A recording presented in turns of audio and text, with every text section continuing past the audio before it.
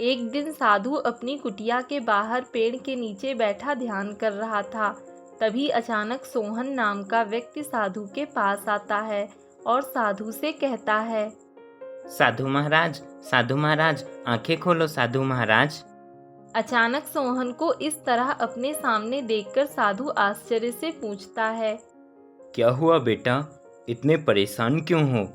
तुम्हें क्या चाहिए मुझसे? साधु महाराज, आप मुझे इंसानी पेड़ बना दीजिए। मेरे सिर पे बालों की जगह टहनियाँ, पत्ते और खूब सारे मीठे स्वादिष्ट फल लगे हों। सोहन की इस अजीबोगरीब मांग को सुनकर साधु को हंसी आ जाती है। बेटा, लगता है तुम किसी नशीले पदार्थ का सेवन करके आए हो, तभी ऐसी बहकी बहकी बातें कर रहे हो। नहीं साधु महाराज, मैंने किसी नशीले पदार्थ का सेवन नहीं किया। मैं अपने पूरे होश में आपसे ये वरदान मांग रहा हूँ। साधु महाराज, कृपया आप मेरी इच्छा को पूर्ण कर दीजिए। सोहन के ऐसे अजीब वरदान की मांग से आश्चर्य में पड़े साधु सोहन से कहते हैं, परंतु बेटा, क्या मैं जान सकता हूँ तुम्हारे मन में ये इंसानी पेड़ बनने की इच्छा क्यों जागृत हुई? साधु के पूछने पर सोहन साधु को अपनी आप बीती सुनाता है। साधु महाराज, ये सब मेरी पत्नी कमला के कारण। वो मुझे हर रोज ताने देती है कि मैं कुछ काम नहीं करता।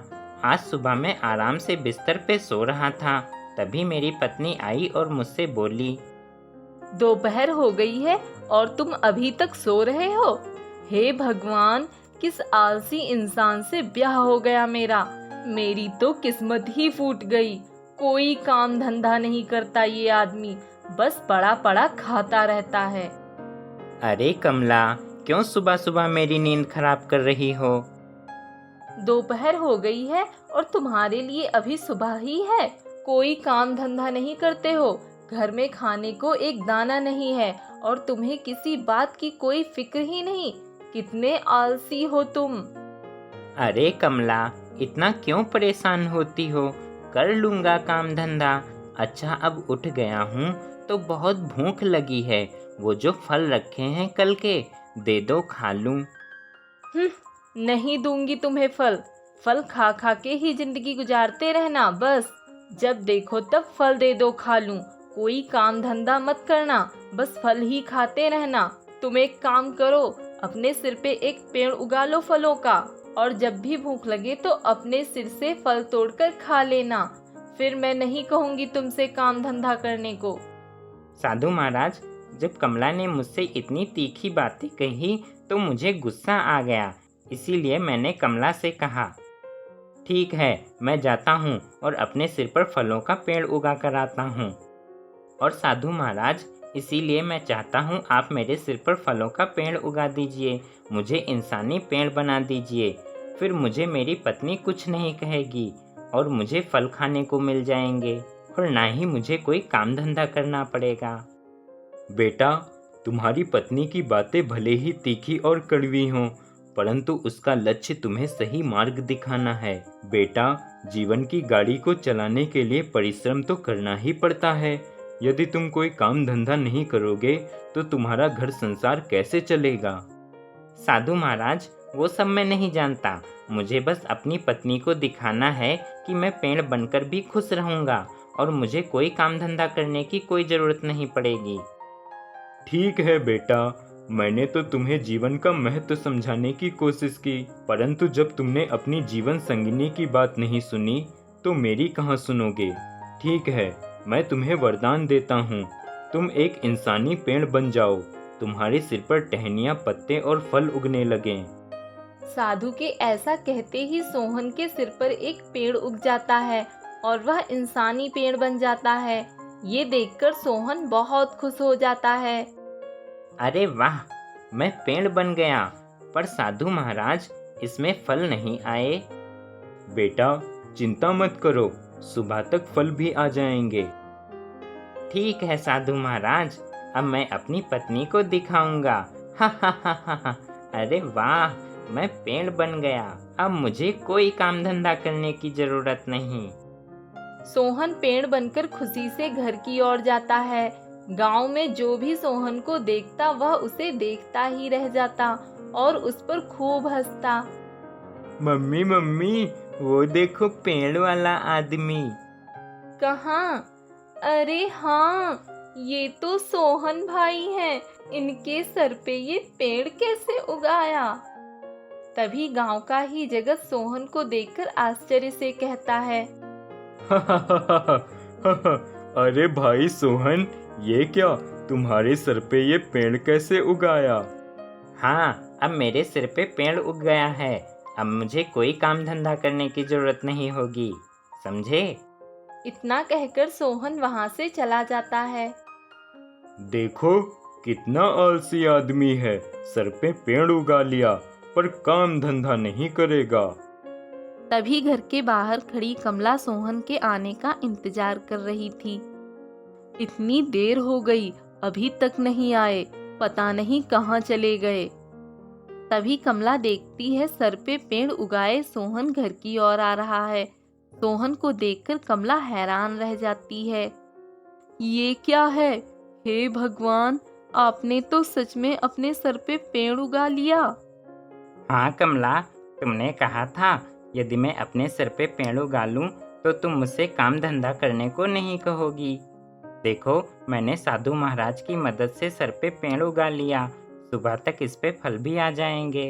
अब मुझे काम धंधा करने जाने की कोई आवश्यकता नहीं होगी।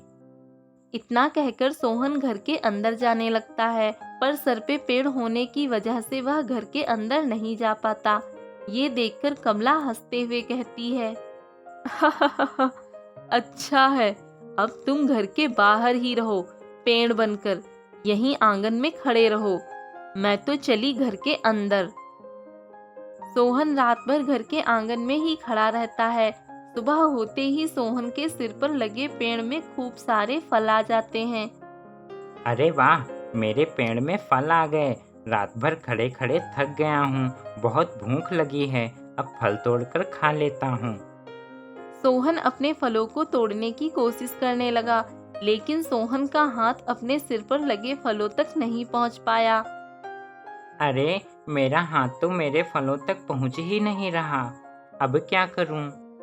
तभी कुछ पक्षी आकर सोहन के सिर पर लगे पेड़ पर बैठ जाते हैं और फलों को चुगने लगते हैं, जिससे सोहन को दर्द होता है और वह चिल्लाता है। अरे आ कमला, अरे कमला कहाँ हो? जल्दी आओ कमला। क्या हुआ? क्यों चिल्ला रहे हो? अरे कमला, देखो पक्षी मेरे फलों को खा रहे हैं, पत्तों को तोड़ रहे हैं, मुझे दर्द हो रहा है। अरे, अगर पक्षी आपके फल तोड़कर खा रहे हैं और आपको दर्द हो रहा है तो आप फलों को तोड़कर कैसे खाओगे? नहीं कमला, मैं अपने फलों को तोड़कर नहीं खा सकता। ये पक्षी मेरे फल तोड़कर खा रहे हैं, मुझे दर्द हो रहा है। इस बात का एहसास अभी मुझे हुआ और मेरे हाथ भी मेरे फलों तक नहीं पहुंचते। तो अब क्या करोगे? कमला, मुझे प्यास लगी है, पानी ले आओ। कमला सोहन के लिए एक गिलास में पानी लाती है, लेकिन एक गिलास पानी से सोहन की प्यास नहीं बुझती।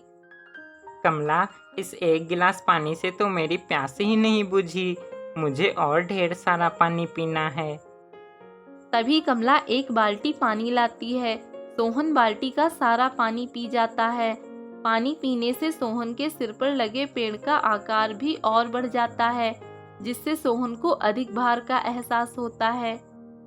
अरे, ये पानी पीने से तो मेरे पेड़ का आकार और बढ़ रहा है और इसका भार भी मुझसे अब सहन नहीं हो रहा। इसका मतलब मैं जितना पानी पीऊंगा इसका आकार भी बढ़ेगा और भार भी। दोपहर हो जाती है, काफी तेज धूप हो जाती है। सोहन धूप में खड़ा परेशान होने लगता है। कितनी तेज धूप है। कमला, कहाँ हो कमला? जल्दी आओ। तभी कमला आती है। अब क्या हुआ? दोपहर में इतनी तेज धूप में आप मुझे क्यों बुला रहे हो? हाँ कमला, देखो कितनी तेज धूप है। कल शाम से मैं खड़े खड़े परेशान हो गया हूँ, थक गया हूँ, मुझे भूख लगी है, प्यास लगी है पर कुछ खा नहीं सकता, और पानी पीऊँगा तो मेरे पेड़ का आकार और भार बढ़ेगा। कमला, इससे अच्छा तो मैं इंसान ही ठीक था।